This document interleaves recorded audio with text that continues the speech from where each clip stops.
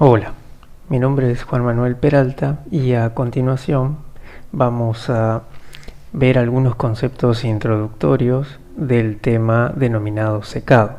Este tema corresponde al último tema del plan de la materia, en donde se enfoca en un grupo de operaciones que se pueden denominar de pulido.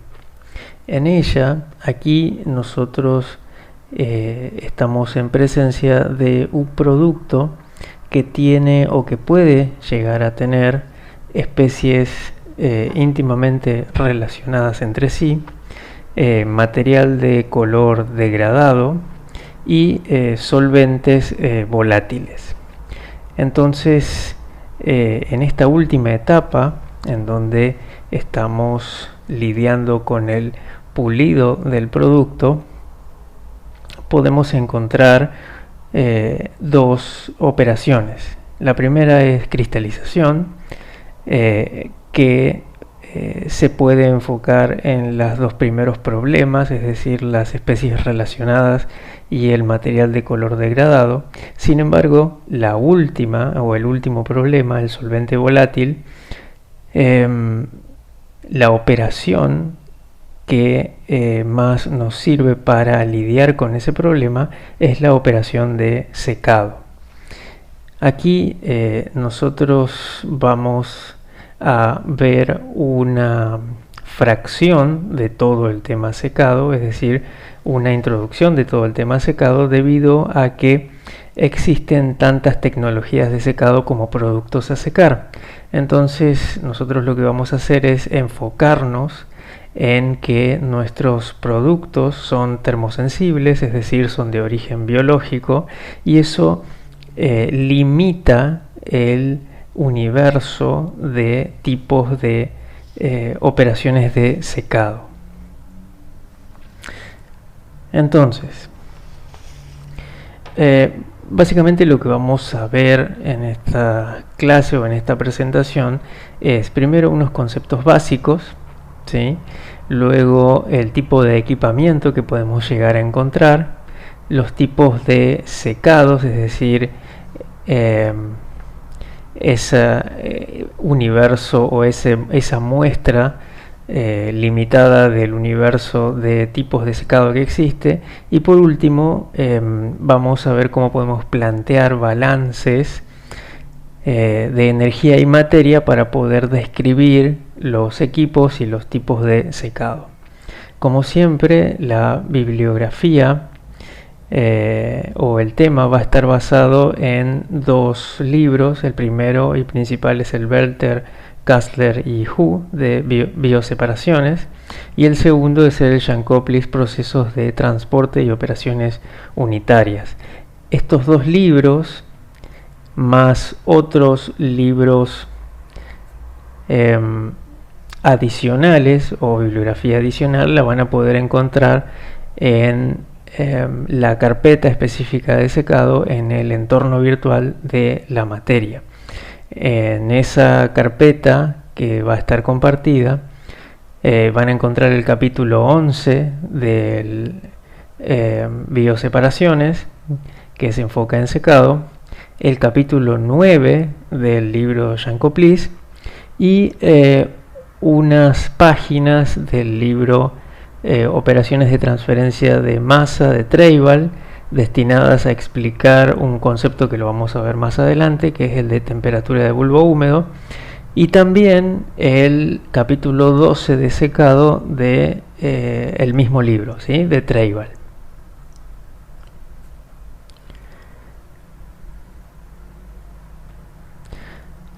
Entonces, como vinimos describiendo las operaciones, vamos a describir el secado de una forma operativa.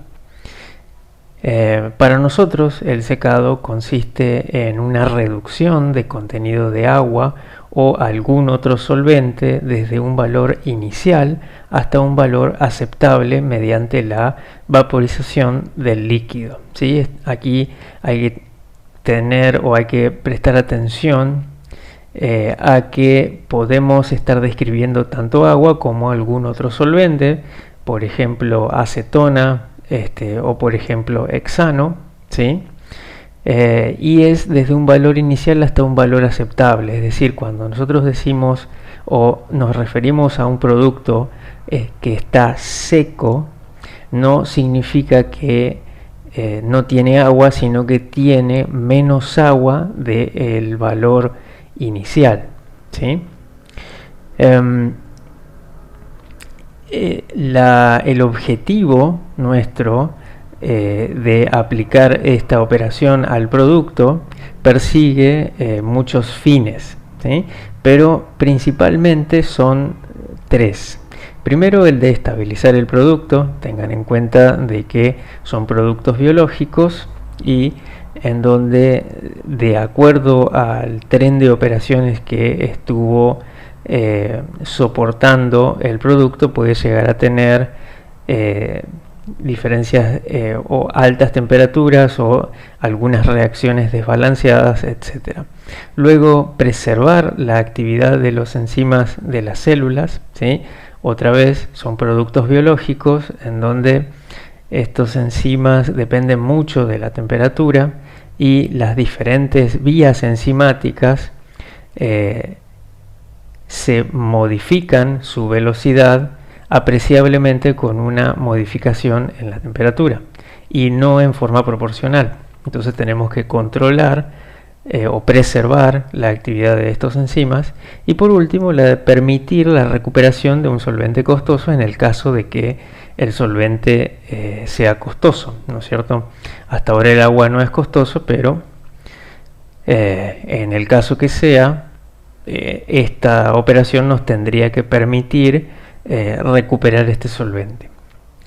Como ya les dije, en el caso del secado de productos biológicos, que es nuestro caso, es necesario considerar la estabilidad térmica del producto, lo cual generalmente limita el rango y el tiempo de exposición a altas temperaturas.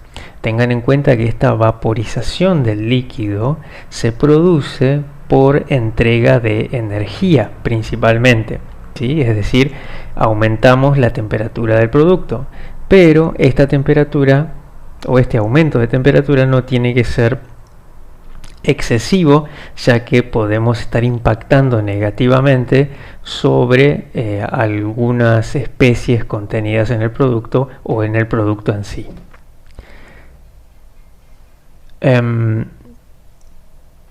Entonces, nosotros como les dije, lo que vamos a hacer es primero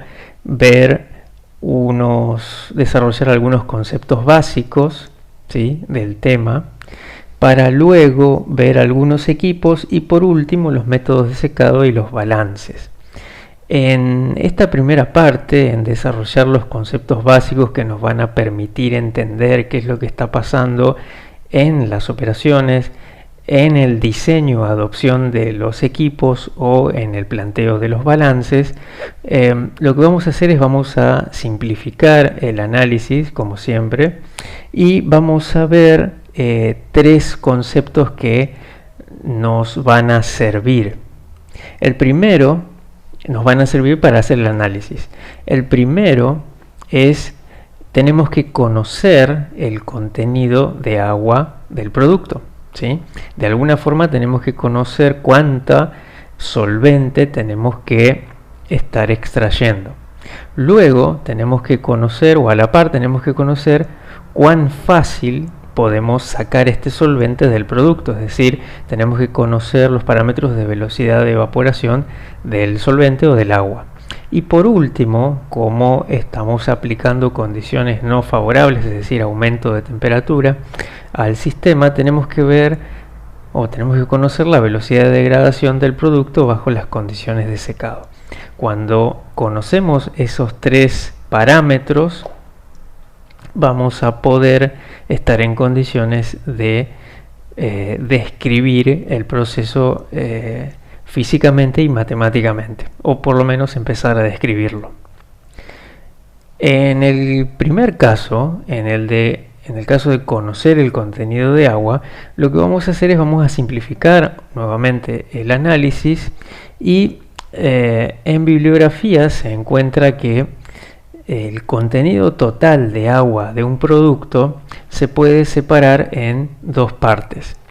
Por un lado tenemos lo que se denomina el agua libre, ¿sí? Que podemos describir a esta fracción de agua como que está presente entre las células o cristales en los capilares de los poros de un precipitado, ¿sí? Eso es debido a que un sistema se puede ver tanto como si fuese celular o como si fuese poroso o como si fuese una solución, ¿sí? Si es poroso, está en los poros que están comunicados con la parte externa, con el exterior del sólido. Si es celular, es el agua que está entre las células, ¿sí? O si es una solución, es el agua que no está interactuando con el soluto, ¿sí? Bajo condiciones apropiadas se puede eliminar por escurrimiento o puede migrar hacia la superficie de un sólido por capilaridad.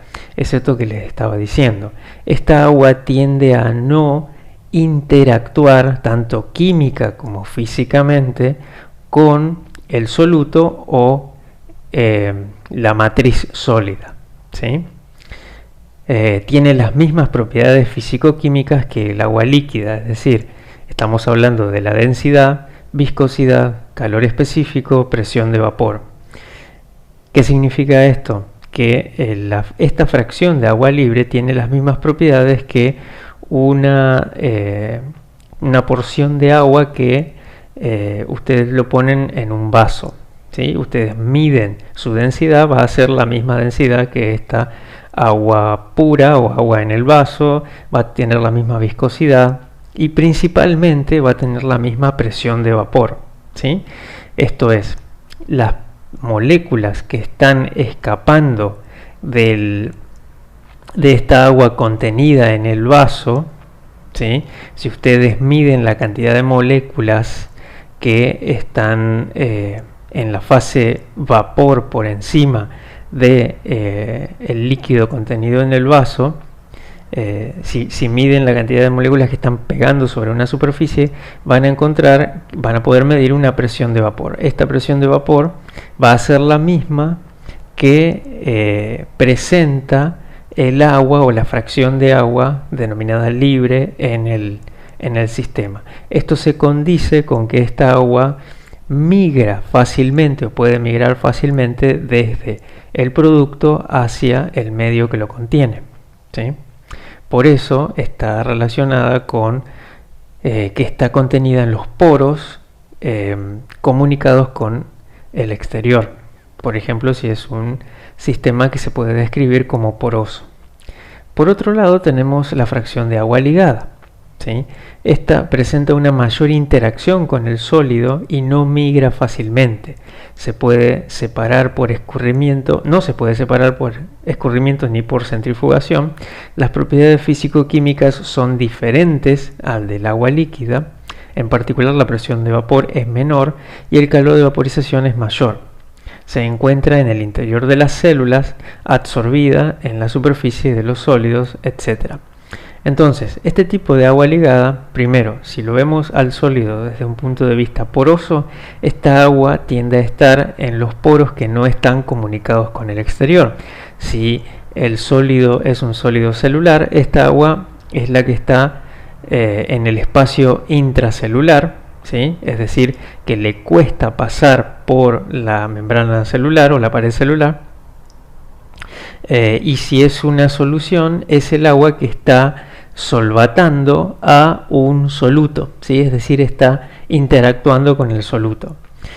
Estas tres formas de ver el sistema nos dicen que para que esa agua pueda evaporarse necesitamos entregarle mucha más energía debido a que tenemos que vencer esas interacciones, tanto físicas como químicas, que tiene con la estructura o con el soluto, ¿sí? Por lo tanto, ante iguales condiciones, si medimos la presión de vapor en el medio que rodea el sólido, vamos a medir una presión de vapor menor, ¿sí? Por eso el agua ligada tiene menor presión de vapor que el agua líquida. Entonces, el contenido total de agua está compuesto por agua ligada y agua libre, perdón. Bien, eso es con respecto a las fracciones de agua, ¿sí? Eso nos va a servir para las descripciones más adelante de las curvas de secado. Por otro lado, tenemos que tener algunos conceptos termodinámicos frescos, o recordar algunos conceptos termodinámicos para poder explicar o poder relacionar lo que estamos midiendo en el medio que rodea al sólido y el contenido de agua libre, particularmente del sólido, ¿sí? Para eso tenemos que recordar qué es lo que es una presión parcial, ¿sí? Que la misma es la relación total multiplicada por la fracción molar de un compuesto en particular. Esto es una forma simplificada de describir la presión parcial. No vamos a entrar en fugacidades o en coeficientes de fugacidad, sino que a través de las leyes de Raoult, de la ley de Raoult, es decir, una ley simplificada, podemos encontrar la relación entre una concentración en el medio gaseoso, obviamente, y su presión de vapor a través de la presión total, ¿sí? La presión parcial de un compuesto en una mezcla de gases representa la presión que tendría dicho gas si se eliminaran todos los demás componentes de la mezcla repentinamente y sin que hubiese variación de temperatura, ¿sí? Para el caso del aire, nosotros tenemos que la presión total está compuesta por la sumatoria de las presiones parciales de los gases que la componen, ¿sí? Es decir, nitrógeno, oxígeno, dióxido de carbono, vapor de agua y algunos otros gases en menor cantidad, ¿sí? El otro concepto que nos va a servir es la concentración de agua. En este caso, en moles de agua en fase de vapor por litro de aire. Si asumimos o suponemos de que el aire ambiente lo podemos suponer como un gas ideal, a través de la ecuación de gases ideales, P por B igual a nRT, podemos encontrar que la concentración molar es proporcional a la presión parcial, en este caso de agua, dividido la constante universal de los gases por la temperatura, ¿sí? Esta expresión nos va a servir para relacionar la presión con la concentración parcial, molar del agua. Entonces, ahora sí vamos a empezar a definir algunas cantidades que son específicas de secado. Acuérdense de que la operación de secado es bastante antigua y entonces tiene su propia nomenclatura, que muchas veces es, si bien no se usa mucho actualmente algunos conceptos, es necesario conocerlos porque pueden aparecer en los libros. En primer lugar, una cantidad que se usa mucho o que se usa para definir muchas cosas es la humedad absoluta, ¿sí? Nosotros vamos a definir humedad absoluta como masa de vapor de agua por masa de aire seco. Tengan en cuenta aquí de que no se define por masa total de aire, sino que se define como masa de aire seco, ¿sí? Tengan en cuenta de que la masa total del aire va a estar compuesto por la masa de agua más la masa de aire seco. El aire seco es todo el aire que no tiene agua, ¿sí? Entonces acá está el nitrógeno, el oxígeno, el CO2, etcétera, pero no el agua, ¿sí? Bien.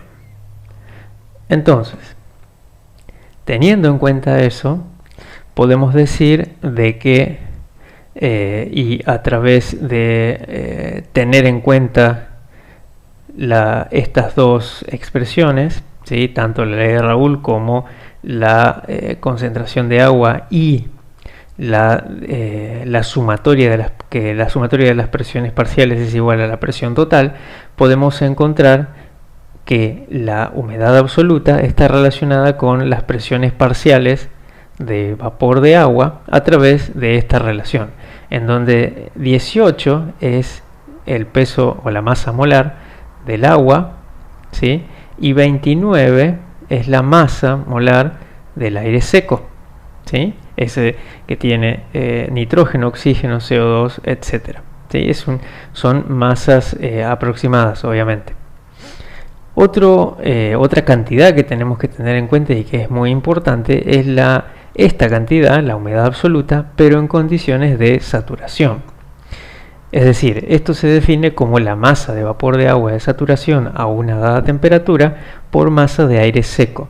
Tengan en cuenta de que un sistema, todos los sistemas que combinan diferentes especies pueden llegar a un equilibrio o tienen un equilibrio. En este caso, el sistema vapor de agua, aire seco también va a tener condiciones de equilibrio o va a alcanzar condiciones de equilibrio. Estas condiciones de equilibrio usualmente para este tipo de sistemas se los denomina condiciones de saturación. ¿Por qué? Porque si nosotros vamos agregando moléculas de agua al sistema aire seco agua, antes de llegar a las condiciones de equilibrio, estas moléculas van a poder pasar al medio ambiente y van a poder ser contenidas por el aire, en este caso húmedo.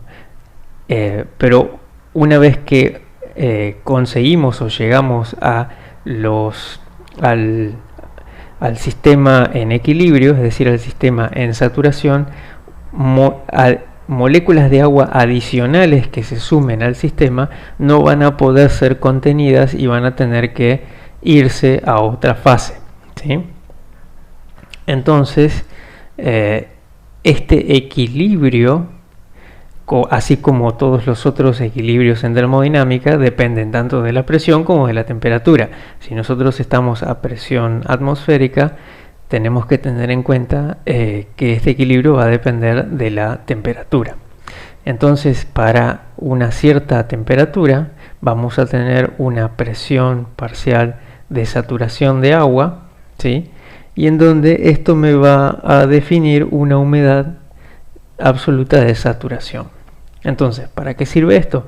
Esto sirve para saber hasta cuánto yo puedo usar un aire específico, insaturado, para extraer agua del producto, ¿sí? Porque si lo uso por encima de esas condiciones, ese aire no me va a estar sacando agua, ¿sí? Por otro lado, tenemos que definir la humedad. Este está mal. Esto es el contenido de humedad relativa, ¿sí? Por ciento, en donde se define como masa de vapor de agua. No, esto también está mal.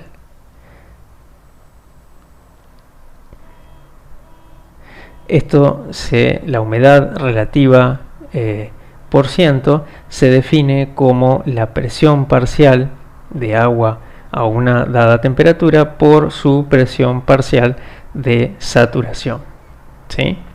Entonces aquí nosotros tenemos que si el aire no tiene agua, entonces la presión parcial va a ser igual a 0 y esto va a ser la humedad relativa, va a tender a 0. Si la presión parcial de agua es la máxima que se puede contener para esa cantidad, para esa temperatura, va a ser la presión de saturación. Es decir, esto va a ser igual a 1. Por lo tanto, la humedad relativa porcentual varía entre 0 y 100%, ¿sí? esta humedad relativa porcentual es el valor que se reporta en los pronósticos de tiempo, ¿sí? En donde si se dice, por ejemplo, es una humedad relativa del 60%, significa que la presión parcial de agua para esas condiciones es un 60% de la presión parcial de saturación, ¿sí? Podemos relacionar la humedad relativa con la humedad absoluta y la humedad de saturación a través de esta expresión, ¿sí? Y aquí hay que notar una cuestión muy importante, y es que la humedad no se modifica por calentamiento, pero la humedad relativa sí. Es decir, esta cantidad no depende de la temperatura, pero esta cantidad sí depende de la temperatura, ¿sí? Entonces, cuando nosotros estamos tratando un producto a diferentes temperaturas y no modificamos su contenido de agua en el ambiente, solamente modificamos la temperatura y estamos hablando del aire, entonces la humedad absoluta no va a variar, pero sí va a variar la humedad relativa, ¿sí?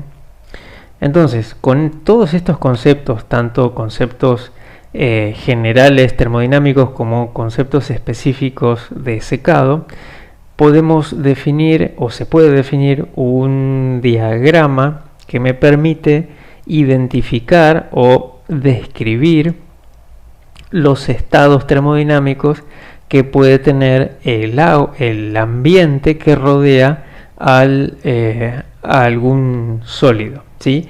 Y como el agua libre solamente depende de las condiciones ambientales, entonces podemos relacionarlos con el agua que tiene el sólido, ¿sí? Para ello, entonces, nos va a hacer falta definir una cantidad adicional, ¿sí? Antes de poder encontrar este diagrama. O dos cantidades principalmente. Y son la temperatura de bulbo seco y la temperatura de bulbo húmedo. Históricamente, lo que obviamente, como ustedes pueden ver, lo que se necesita es ver cuánta insaturación, cuán alejado estoy del equilibrio que tiene una cantidad de aire que voy a usar para secar un producto, ¿sí? Pero esa insaturación uno lo tiene que medir a través de una concentración, es decir, cuánta cantidad de agua tiene esta cantidad de aire húmedo. La medida de concentración históricamente no es sencilla y es necesario utilizar equipos no simples. Y esto usualmente son medidas que se hacen en campo, es decir, tienen que ser equipos portátiles. Por lo tanto, lo que se tiene que hacer, lo que se hizo, fue relacionar la cantidad de insaturación, es decir, la concentración de agua en el aire, con una medida sencilla, indirecta, ¿sí? Midiendo otra cantidad física. En este caso, lo más fácil para medir es una temperatura, y por lo tanto se desarrolló un método para tratar de estimar la cantidad de insaturación que tiene un sistema. Entonces, para ello se definieron las cantidades de temperatura de bulbo seco y temperatura de bulbo húmedo. La temperatura, lo que se define de bulbo es, históricamente, aquí se relaciona o describe el bulbo de un termómetro, ¿sí? Esto se puede reemplazar por una termocupla, en donde va a ser temperatura de cupla seca y temperatura de cupla húmeda. Pero en este caso vamos a conservar la nomenclatura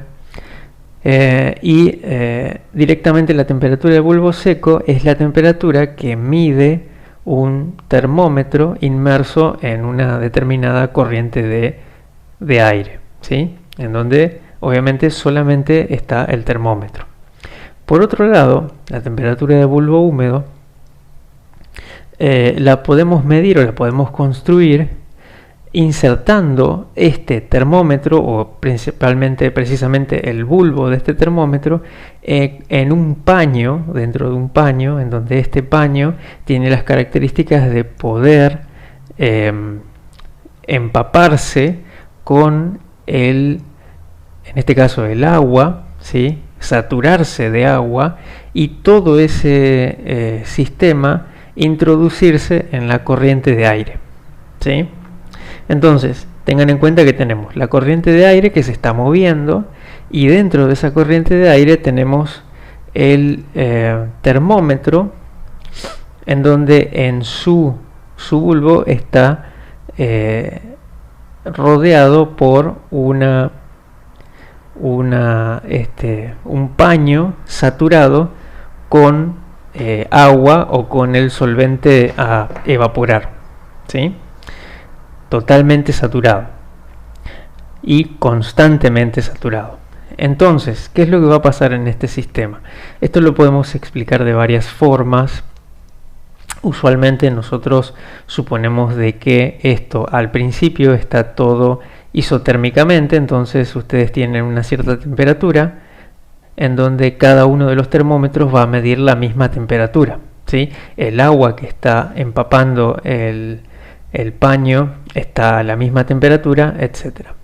Entonces, al principio, si nosotros sumergimos este sistema dentro de la corriente de aire, si la corriente de aire está insaturada, lo que va a pasar es que en la superficie del paño, las moléculas de agua van a sensar de que va a haber un desbalance en el potencial químico del agua, ¿sí? Es decir, ese potencial, hay que tener en cuenta de que termodinámicamente, para que un sistema esté en equilibrio, los potenciales químicos de esa especie en ambas fases tienen que ser iguales. Si no son iguales, entonces las moléculas de esa especie van a tender a pasar de una fase a otra, ¿sí? Es decir, va a haber una fuerza impulsora, termodinámicamente hablando, que me va a estar tendiendo a pasar las moléculas desde la superficie del paño, ¿sí?, hacia la corriente de aire. Pero ¿qué pasa? Si todo está a la misma temperatura, entonces ¿cómo hace para que esa molécula pase de una fase a otra? Necesita energía para poder evaporarse. Entonces esa energía la va a tender a extraer de las moléculas que están rodeando a esa molécula que se quiere ir.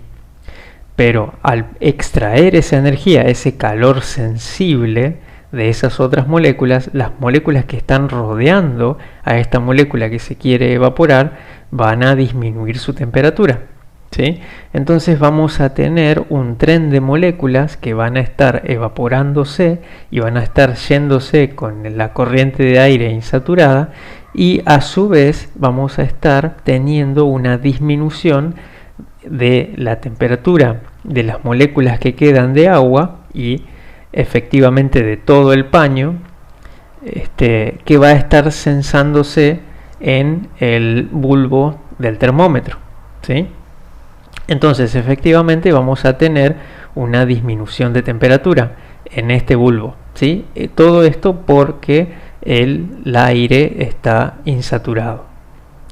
Ahora, acuérdense de que esta corriente de aire está a una temperatura 1, y lo que vamos a tener es que esta temperatura va a ser menor que la temperatura 1, ¿sí? Esta temperatura A va a ser menor que la temperatura 1 porque se está enfriando. Al haber una diferencia de temperaturas, acuérdense de que eso genera una transferencia de calor, ¿sí? Por lo tanto, vamos a tener una transferencia de materia neta hacia afuera del paño, llevándose moléculas de agua, y una transferencia de energía, una transferencia de moléculas hacia afuera y una transferencia de energía hacia afuera, ¿sí? Porque esas moléculas van a estar llevándose energía. Por otro lado, va a generar una diferencia de temperaturas y por lo tanto vamos a tener una transferencia de energía hacia el paño tratando de calentar el paño. Por lo tanto, vamos a tener un calor que está saliendo y un calor que está entrando, ¿sí? Al principio el calor que está saliendo es mayor que el calor que está entrando, pero el calor que está entrando, a medida que la diferencia de temperaturas aumenta, el calor que está entrando aumenta también. Este proceso se va a llevar a cabo hasta que los dos calores sean iguales. Cuando los dos calores sean iguales, entonces el tren de evaporación va a ser tal que va a generar un calor de salida igual al calor que se genera por esta diferencia de temperaturas. Por lo tanto, se va a llegar a una temperatura 2 que podemos censarla en el termómetro y que va a ser constante, ¿sí? Y que esta temperatura va a ser proporcional a, obviamente, la cantidad de calor que se esté transfiriendo o intercambiando con el medio, y en donde esta cantidad de calor va a ser proporcional a la insaturación que se tenga en el medio. Mientras más insaturado esté el medio, más moléculas van a estar evaporándose, más la diferencia de T y más la transferencia de calor, ¿sí? Entonces vamos a tener dos temperaturas, una temperatura de bulbo seco, ¿sí? Y una temperatura de bulbo húmedo. Aquí, mientras más diferentes sean estas dos temperaturas, el aire va a estar más insaturado, ¿sí? Ahora, mientras más iguales sean estas temperaturas, el aire va a estar menos insaturado. Fíjense de que la temperatura de bulbo húmedo tiene un techo, y el techo es la temperatura de bulbo seco. ¿Qué pasa si este sistema, esta corriente de aire está saturada? ¿Sí? Si el sistema está saturado, las moléculas, no va a haber diferencia de potenciales químicos, las moléculas no van a tender a evaporarse y esta temperatura medida con el termómetro no va a tender a cambiar, ¿sí? Por lo tanto, la temperatura de bulbo seco va a ser igual a la temperatura de bulbo húmedo.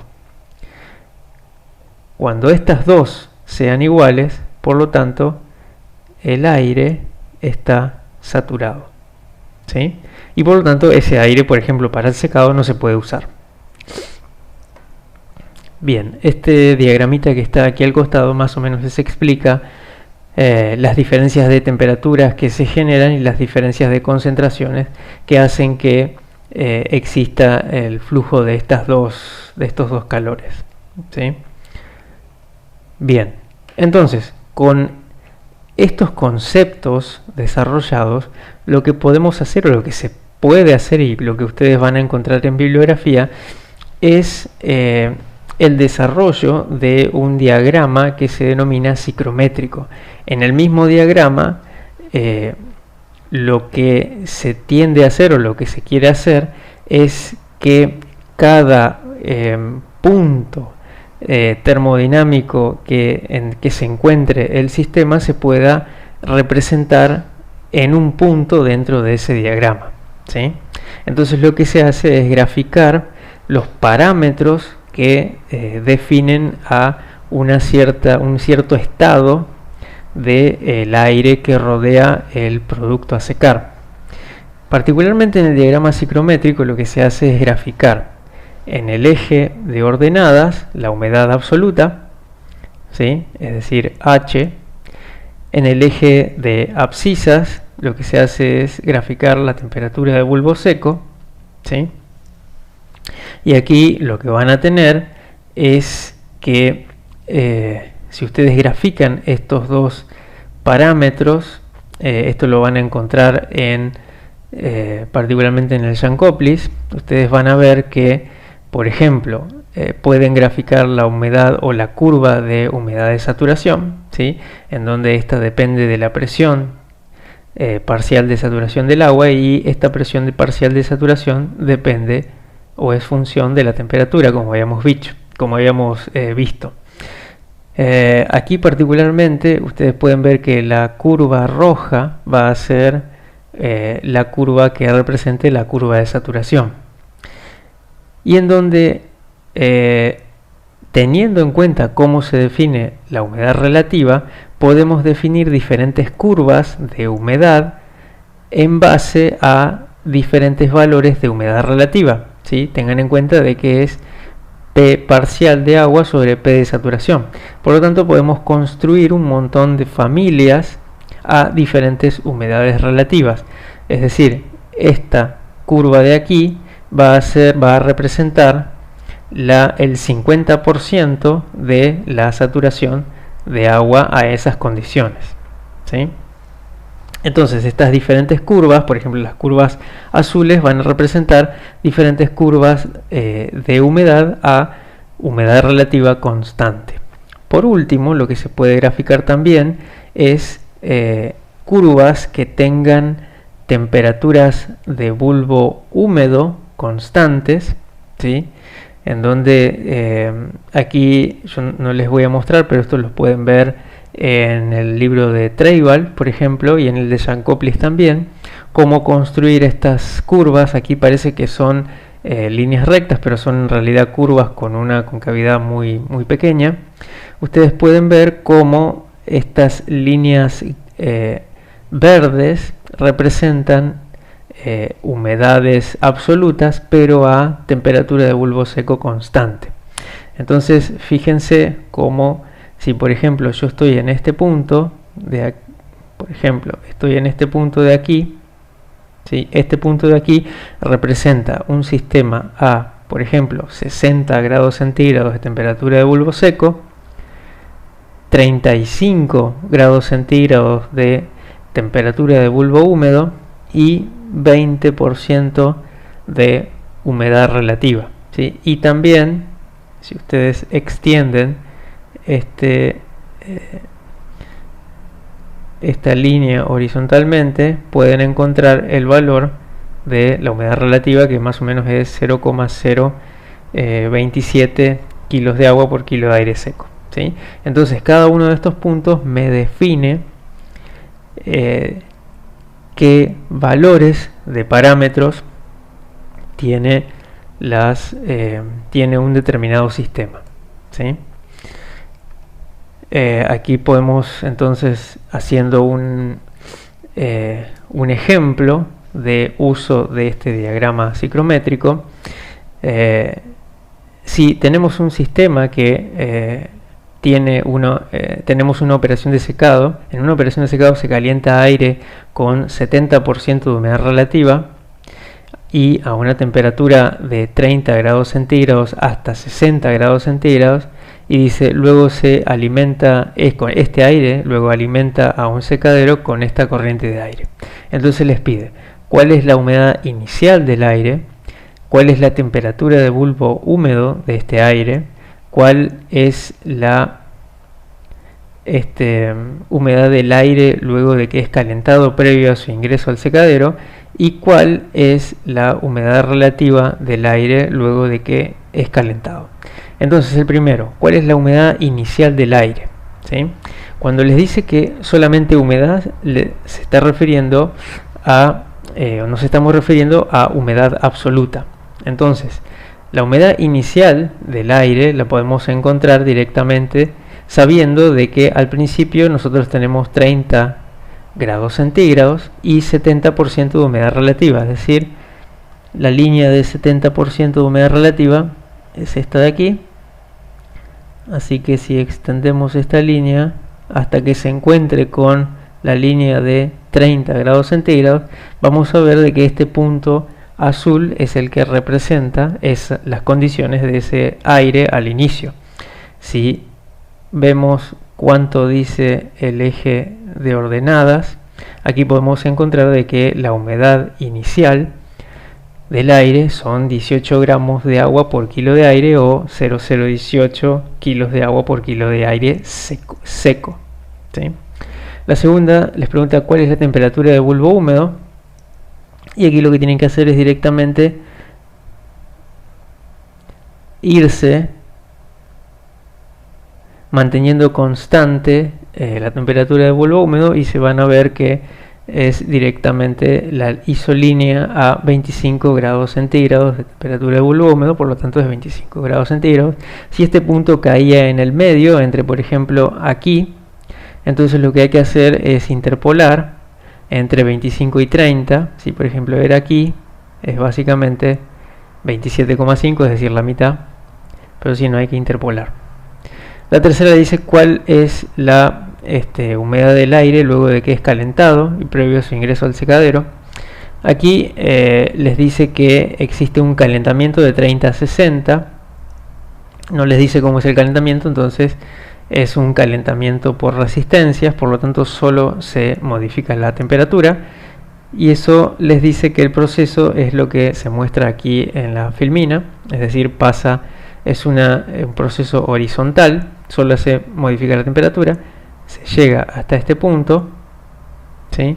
Y si solo se modifica la temperatura, la humedad del aire luego de que es calentado sigue siendo 18 gramos de agua por kilo de aire seco. Por último les pregunta cuál es la humedad relativa del aire luego de que es calentado, y ahí fíjense de que pasa de 70% a una línea que está más o menos a la mitad de estas dos líneas, ¿sí? Una es de 10 y otra es de 20, entonces la humedad relativa del aire es de más o menos 15%, ¿sí? Y ahí ustedes pueden entonces más o menos explicar con el diagrama psicométrico qué es lo que pasó con el aire que se va a usar para utilizarlo en el secadero. Este diagrama psicométrico ustedes lo van a encontrar también en el entorno virtual, y en donde el diagrama solo depende de la presión. Entonces van a encontrar un diagrama psicométrico para aire húmedo a presión atmosférica, ¿sí? a nivel del océano. Entonces lo que yo les hice fue facilitarles este diagrama psicométrico, ¿sí? En donde son 3 hojas del mismo diagrama psicométrico. Lo único, tengan en cuenta de que lo único que se hace es expandir el eje de abscisas, ¿sí? La primera hoja va de 0 a 150 grados centígrados, la segunda hoja va hasta 100 grados centígrados, y la tercera hoja va hasta 50 grados centígrados. Esto se hace porque algunas veces solo se quiere trabajar en este rango de temperaturas, y un diagrama de 0 a 50 es mucho mejor que trabajar en un diagrama de 0 a 150. El otro diagrama, fíjense que va hasta acá, ¿sí? Y el diagrama del medio va hasta acá. Entonces es mucho más difícil trabajar en una densidad de líneas de este tipo a trabajar en un gráfico un poco más abierto y más detallado, ¿sí? Entonces tengan en cuenta de que este diagrama psicométrico, las 3 hojas son exactamente el mismo diagrama, lo único que tienen diferentes rangos de temperatura. Entonces este diagrama lo que les permite es describir el aire que está rodeando a el producto a secar, y que ese producto a secar, la fracción de agua que esté relacionada con ese aire a secar, es principalmente la fracción de agua libre. Ahora, para poder estimar la fracción de agua ligada en el sistema, para eso ustedes tienen los equilibrios que se producen para los sistemas que tienen interacción en una superficie, ¿sí? Es decir, como nosotros vimos en un tema anterior, los equilibrios de sorción. En estos sistemas de sorción podemos encontrar estos equilibrios que vamos a denominar isotermas, ¿sí? Que no es más que la descripción de la concentración de una determinada especie en una fase versus la concentración en otra fase, obviamente en equilibrio. Aquí particularmente es el solvente que se está evaporando o directamente es el agua. La humedad contenida en un sólido húmedo o en una solución ejerce una presión de vapor que depende de la naturaleza del sistema y de la naturaleza del sólido y de la temperatura. Si el sólido húmedo se expone a una corriente de gas con una presión parcial de vapor P, el sólido perderá humedad por evaporación o la ganará a expensas del gas hasta que la presión de vapor de la humedad del sólido iguale a la presión parcial de dicha corriente gaseosa. Eso es lo que estábamos viendo anteriormente, pero en este caso ahora es relacionado con la fracción de agua ligada, ¿sí? Aquí no vamos a tener un solo diagrama para todo tipo de sistemas, sino que vamos a tener un diagrama para cada sistema. Entonces, si el sólido, cada uno de los sólidos a secar va a tener su propio diagrama con su propio, obviamente su propia isoterma, su propio equilibrio, ¿sí? Aquí podemos ver isotermas para diferentes materiales a secar, en donde hay algunas que sí se parecen a las isotermas que nosotros vimos, ¿sí? Por ejemplo la de Langmuir o la de Freundlich, pero hay otras isotermas que tienen otras formas que más o menos lo mencionamos brevemente, que pueden ser descritas por isotermas del tipo BET o isotermas del tipo GAB, ¿sí?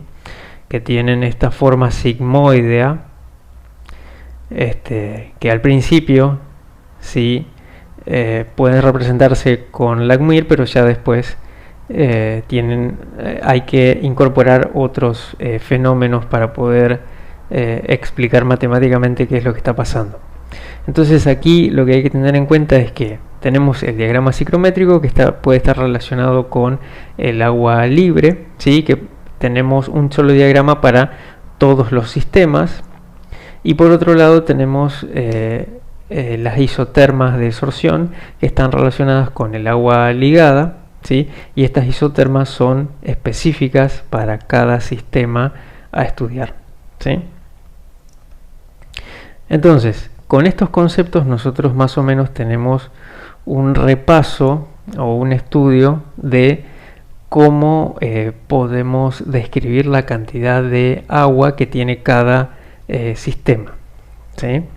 Ahora, ¿cómo podemos extraer esa agua? Para eso tenemos que tener en cuenta que esas extracciones se pueden estudiar desde el punto de vista de los fenómenos de transporte, ¿sí? Los fenómenos de transporte incluyen los fenómenos de transferencia de calor, energía, y específicamente para secado, de energía y materia. En el caso del calor podemos encontrar que las transferencias pueden ser por conducción. Aquí es necesario que los cuerpos que intercambian energía térmica estén en contacto directo. Por convección, aquí la transferencia de calor se produce mediante el movimiento de un fluido. Y finalmente por radiación, aquí se transmite mediante la transferencia de energía radiante, lo cual puede ocurrir aún a través del vacío. El típico caso o el ejemplo de transferencia por radiación es la energía que nos llega desde el Sol. La transferencia de calor por convección es cómo se calienta, por ejemplo, agua en un recipiente que lo contiene en una cocina, y la transferencia de calor por conducción es la transferencia que ocurre cuando tocamos algo caliente, ¿sí? Entonces aquí, teniendo en cuenta eso, nosotros lo que tenemos que tener en claro es que las transferencias de materia están relacionadas con las transferencias de calor, ¿sí? Las dos se alimentan.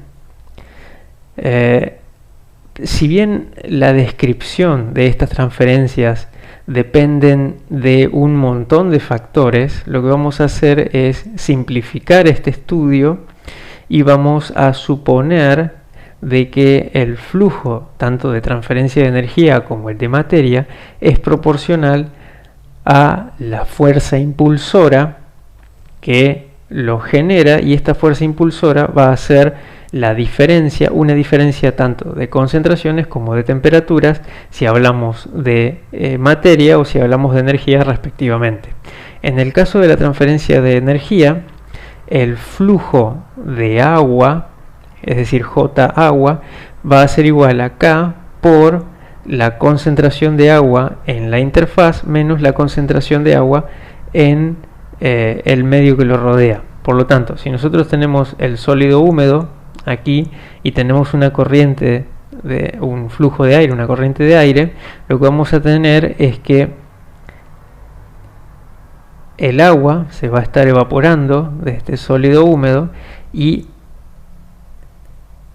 este flujo de agua, esta evaporación de agua, va a ser proporcional a la diferencia de concentraciones que existe en la superficie del sólido a la concentración de agua, en este caso que hay en el seno de aire, y va a ser proporcional a un coeficiente de transferencia de materia que se puede definir como un coeficiente de difusión sobre la distancia que hay o que recorre esa molécula, ¿sí? A nosotros nos interesa más de que esto es una constante y es denominada o es representada con la letra K, ¿sí?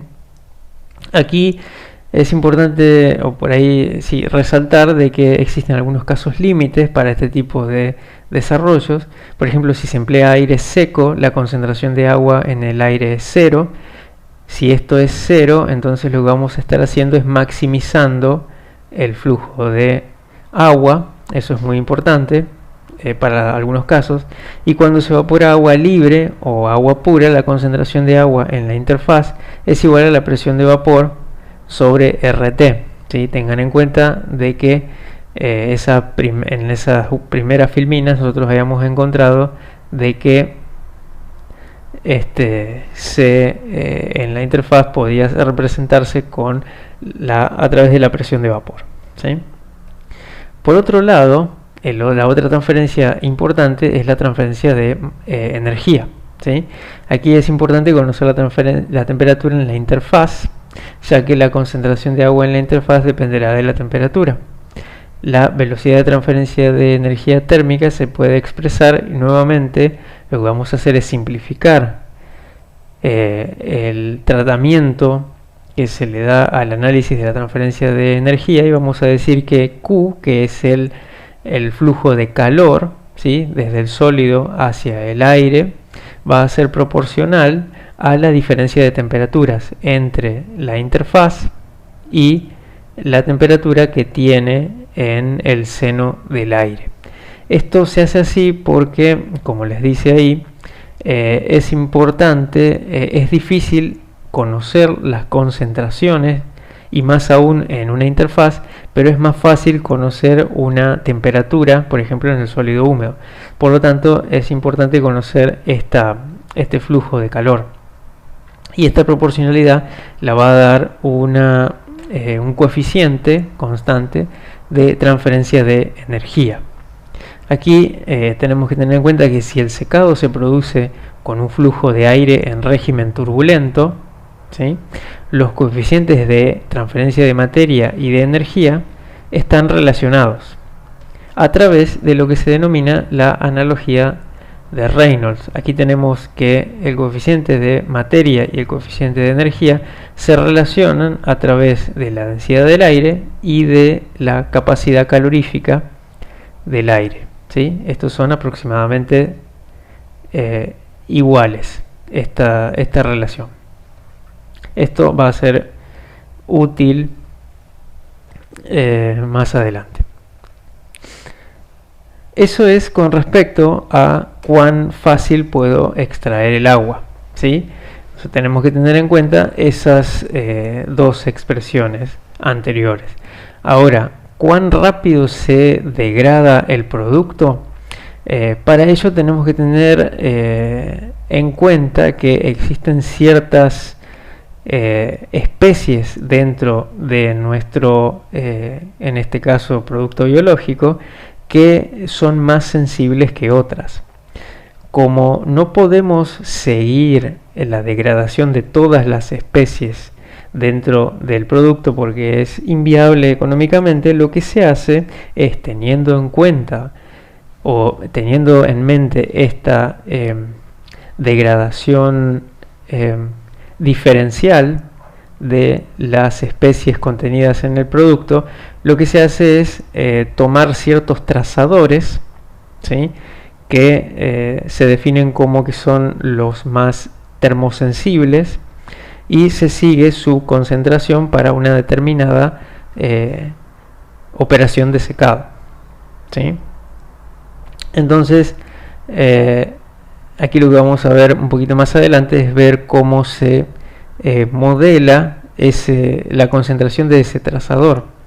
Aquí tengan en cuenta de que en todos los procesos de secado se pueden producir tres efectos no deseados. Primero, la generación de costras que impide un secado homogéneo. Tengan en cuenta de que al secarse mucho una zona, la transferencia de agua, se pueden producir costras o zonas en donde el agua no fluya fácilmente y por lo tanto se generen diferencias de concentración o directamente aumentos de temperatura, ¿sí?, locales, con lo cual puede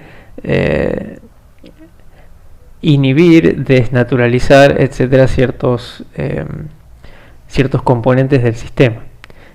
Podemos tener una degradación química y podemos tener una desnaturalización de proteínas, que esto sería en nuestro caso el problema más serio.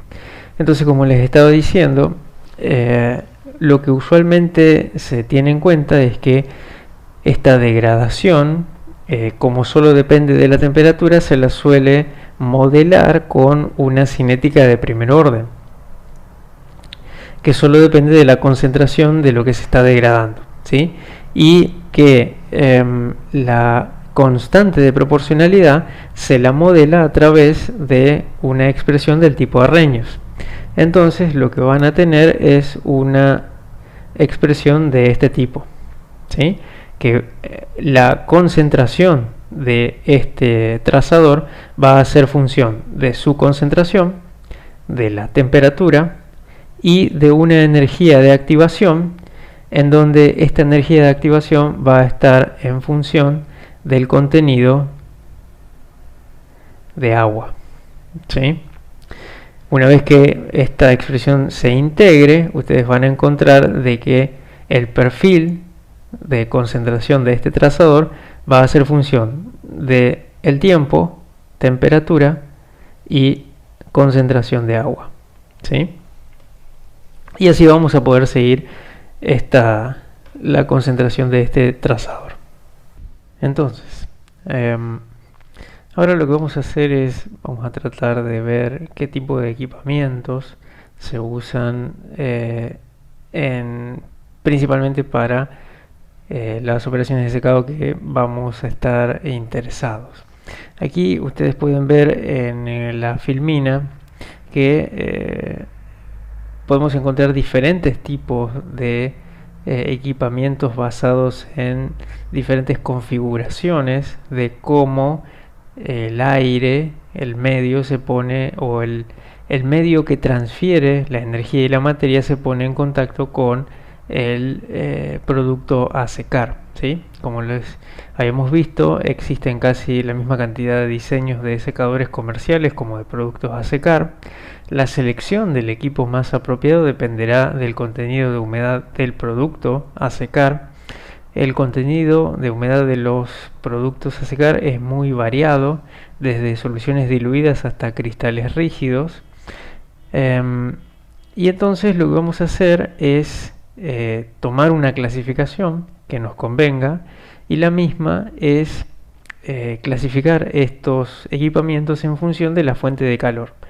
Y aquí podemos encontrar dos tipos: los secadores por conducción y los secadores adiabáticos. En cada una de estos sistemas podemos encontrar diferentes tipos de equipamiento. Lo que vamos a hacer es describir uno por cada tipo de secadero, ¿sí? En el caso del secadero por conducción, aquí, como su palabra lo indica, la transferencia de energía se produce por conducción, ¿sí? Entonces, si ustedes tienen un secadero, ustedes colocan el producto a secar, por ejemplo, en una bandeja, y esta bandeja se calefacciona. Esta transferencia de energía va a hacer que la temperatura del líquido en la bandeja, o que está contenido en el material, aumente, y por lo tanto este va a tender a evaporarse del material, ¿sí? Ahora, en general, este tipo de transferencias es muy ineficiente porque se necesita mucha energía, o lo que se encuentra es que muchas temperaturas muy elevadas dentro del material. Entonces, lo que usualmente se hace es utilizar ciertas condiciones que mejoren estas características de transferencia de energía. La primera es, como habíamos visto en filminas anteriores, utilizar un medio que reciba el agua evaporada del producto. Utilizar un medio que no tenga, en este caso, agua, ¿sí? Entonces, o que no tenga, que no tenga agua, o que básicamente no haya medio. Con eso lo que hacemos es hacer cero la concentración en el seno de el medio, ¿sí? Entonces, por otro lado, otra forma adicional de optimizar esta transferencia de energía es directamente si cambiamos la temperatura a la cual se hace la evaporación. Tengan en cuenta de que en condiciones normales, o en condiciones de presión atmosférica, la temperatura a la cual se hace la evaporación es a 100 grados centígrados, ¿sí? O cerca de o a temperaturas altas. Ahora, si lo que a lo que apuntamos es a utilizar temperaturas más bajas, como para que ciertas reacciones dentro del material no se produzcan, o se produzcan más lentamente, entonces lo que se puede hacer es hacer uso de, como ustedes ven aquí en el diagrama, si ustedes grafican P por T, lo que vamos a tener para el agua, vamos a tener este tipo de gráficos, ¿sí? En donde este punto de aquí se lo denomina punto triple. Aquí vamos a tener, vamos a borrar esto.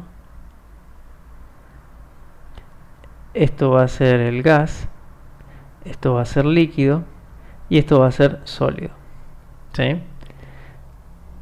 Entonces, a lo que apuntamos es a que en cualquier sistema de secado, si nosotros estamos en este punto, partimos de este punto, ¿sí? Lo que hacemos es aumentar la temperatura a presión constante para que el sistema se evapore, ¿sí? Y pase a gas. Ahora, a esta temperatura las reacciones son bastante veloces las reacciones de degradación, y eso puede ser que sea contraproducente para el producto que estamos tratando de adquirir. Ahora, ¿qué pasa si primero disminuimos la temperatura para que este contenido de agua se pase a estado sólido? Es decir, ¿qué pasa si congelamos el sistema y luego lo que hacemos es disminuir la presión aumentando la temperatura, ¿sí? En donde lo que hacemos es pasar esa agua de sólido a gas, llegando a una temperatura, a la misma temperatura que estábamos trabajando, ¿sí? Y luego de que pase una cierta cantidad de sólido a gas el agua, volvemos a las condiciones iniciales. Entonces lo que vamos a estar haciendo es, en lugar de pasar por este punto, que no es bueno, lo que vamos a estar haciendo es pasando por este punto, en donde esa temperatura 2 es bastante menor que la temperatura 1, con lo cual tenemos un sistema que es más amigable con la termosensibilidad de nuestro sistema, ¿sí?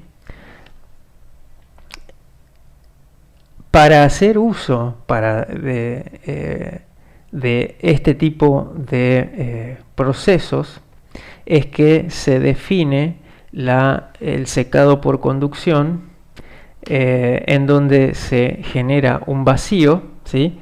Es decir, aquí cuando se genera la disminución de presión, también lo que se hace es sacar o hacer cero esa concentración de agua en la expresión que habíamos visto, ¿sí? Y además se congela y se disminuye la presión, y por lo tanto la interfaz que se tiene que cruzar no es líquido-gas, sino que es sólido-gas.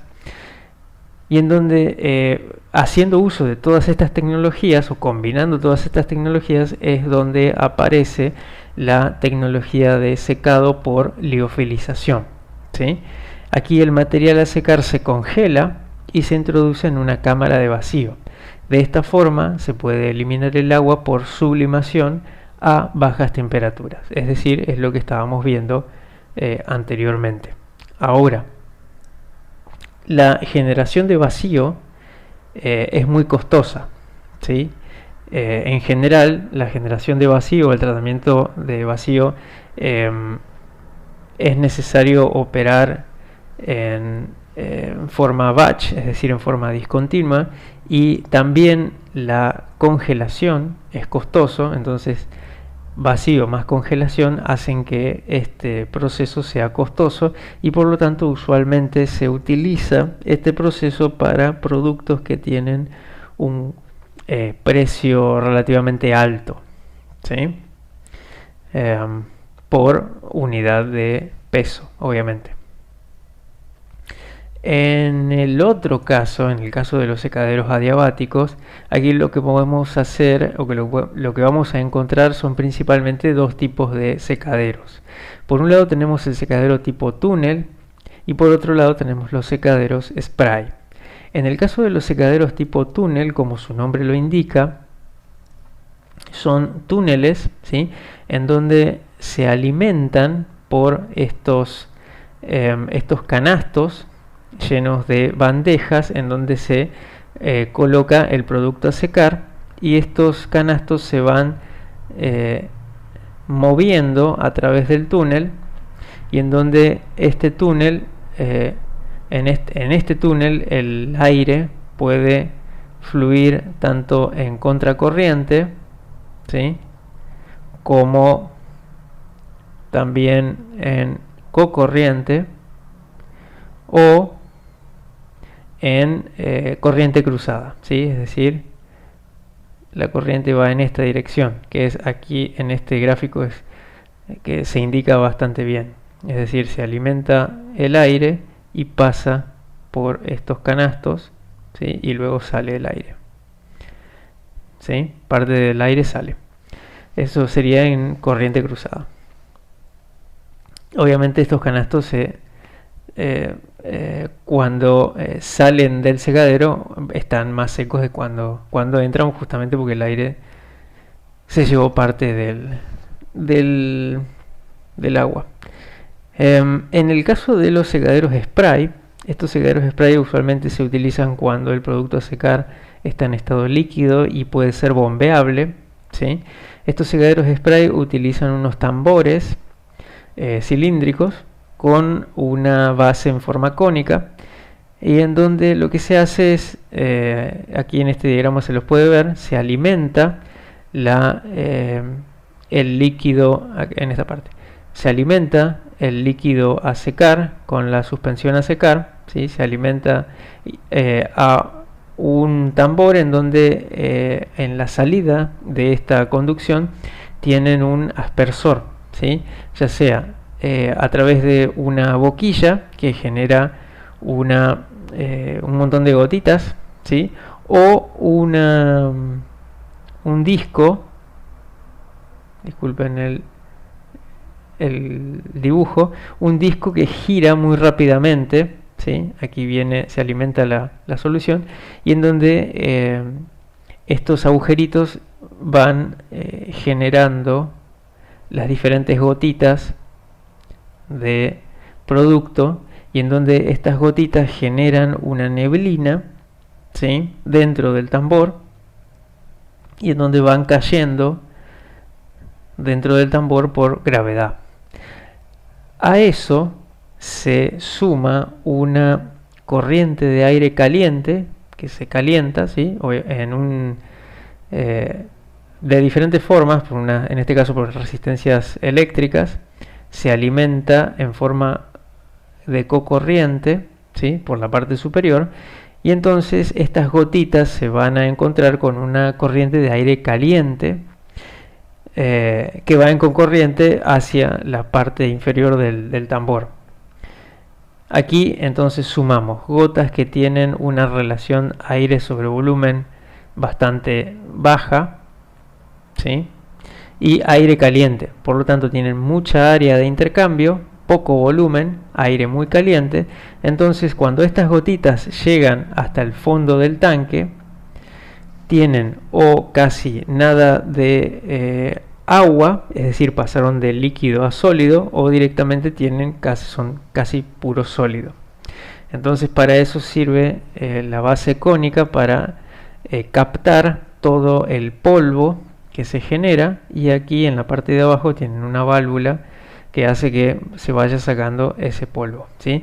Luego ese polvo es captado por diferentes sistemas, diferentes tecnologías, por ejemplo los ciclones, para separar del aire caliente que también sale por la parte de abajo, ¿sí?